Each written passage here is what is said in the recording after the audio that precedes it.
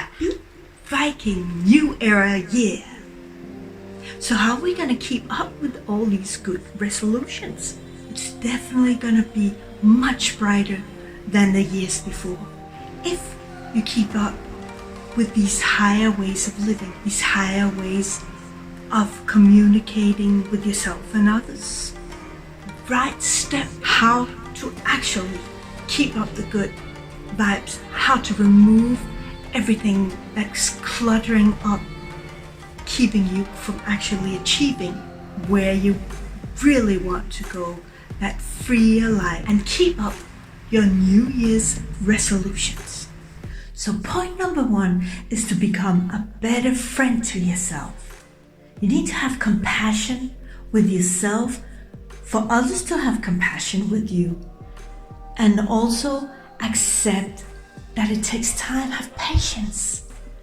Observe what your limits are for now and accept that there are these limits and you're putting more on your plate than you had before. So how can you do to have compassion with yourself in the process? That is so important, because otherwise you will not be able to hold it in the long run as you're running on the low batteries after a while. So really give it time. Have smaller expectations of yourself as with others that may be involved. Give it 3 times more space than you normally expect, because then you have given more time and space for it to work out well in the right way. So you will have time to make better quality of whatever you're up to, whatever your resolutions are, and what you want to bring to life on a continual basis. Because life is not a sprint. It is, well, they call it a marathon. I don't really like that word. It's more like a journey. And it's a journey it's important that you can keep going at. After a while, we lose speed when we're in a long hold process. And we have to accept we can't keep up all the time. It's not realistic. And it's not gonna happen if we keep thinking that we can just keep on going all the time. It is important to have some breaks. So the second of all, you have 1 or 2 smaller, brighter steps a day is enough.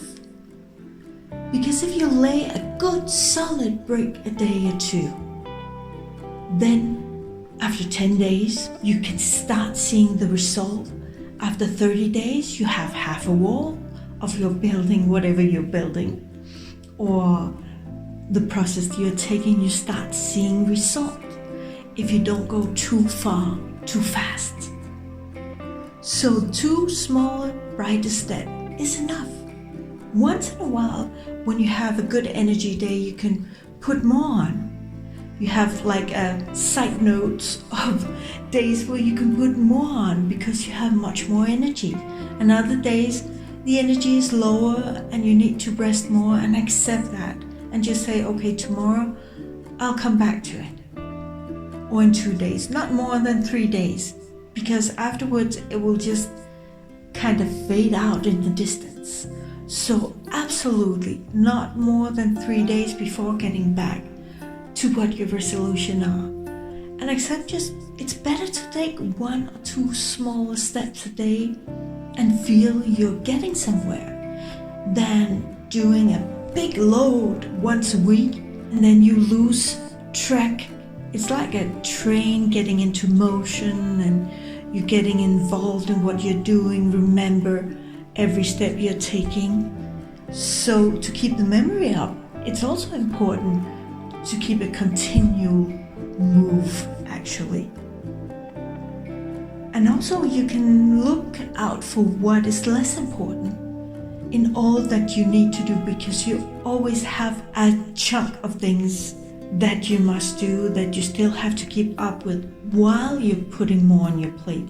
But there's also things that are not so important then you can leave out for later as you're putting something new in, because we only have a certain amount of time every day.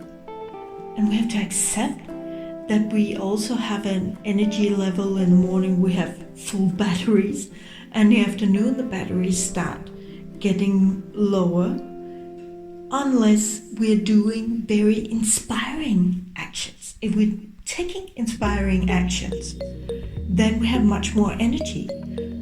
So, second of all, take these 1 or 2 small steps.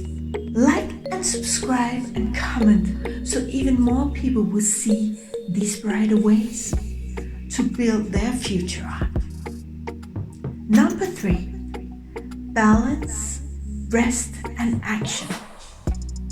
Because our nerve system is like a muscle. You train like when you have weights. You train 10 times, you take 10 movements, and then you rest for 10. It's the same thing with your nerve system.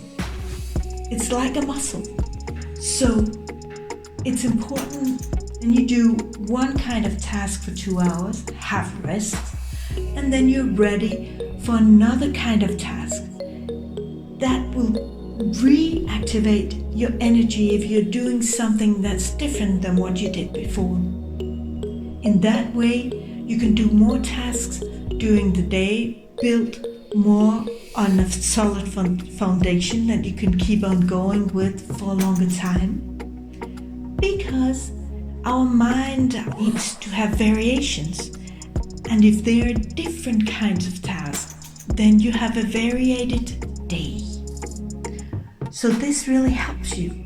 For example, before I was so very impatient, and I went too far, too long, not listening to my wise body. Yes, because your body is very wise. It's actually wiser than you. It knows when it needs rest and needs a break from worries and challenges that we need to work out. So the body will tell you when it needs rest. It will tell you if you listen into your body. It will tell you when it's time to rest, when you have energy to go, and also your thoughts. It's so important to keep a more upbeat, getting the brightest way to go about it. Every time a worry gets into your mind, you catch it. You think of a brighter way to look at things, because otherwise it drains your energy. Things happen to us. Usually if it was just us, then we wouldn't get so worried, but it's everything that happens around us, what worries about the futures, things that we hold on to from the past that really worries us. If we were just here now, and there was no past and no future, right now, we're actually well. But when we start thinking about the past and the future, then all the worries comes. That's where we need to start practicing. This is how I changed everything around. I catched all the worry thoughts and what if thoughts and I also have to do thoughts. And I'd say, okay, we put it in a corner for now. For now, I'm gonna have a good time because I really want to be able to live more from this state of mind or doing this. For that, I know I need to build up another attitude, another way of thinking about it, and really believing that I can do it. So it's important not to go for too long and not listening into your body, because there are a lot of worries and challenges that we need to work out that come in and disrupt our good nature and our good time. So the process is the journey, and every step is either building blocks towards sparkling joy or filled with worries, have to's, a lower energy building block.